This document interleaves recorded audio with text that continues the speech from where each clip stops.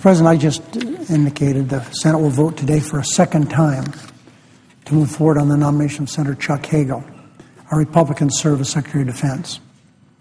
12 days ago, Republicans mounted a first-of-its-kind filibuster to Senator Hagel's confirmation. Senator Hagel is the first nominee in the history of our country who's been selected by the President to be Secretary of Defense to have been filibustered. And what has the filibuster gained my Republican colleagues?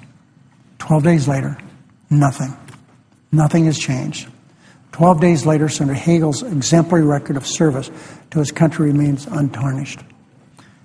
12 days later, President Obama's support for his qualified nominee is still strong. 12 days later, the majority of senators still support his confirmation. Senate Republicans have delayed for the better part of 2 weeks for one reason: partisanship.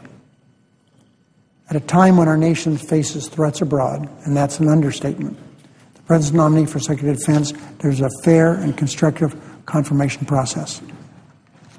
Politically motivated delays send a terrible signal to our allies around the world. And they send a terrible signal to tens of thousands of Americans serving in Afghanistan, other parts of the world, and those valiant people who are serving here in the United States. For the sake of national security, it's time to set aside this partisanship. In 3 days, across-the-board cuts to defense spending are scheduled to take effect. The Pentagon needs a seasoned leader to implement these cuts.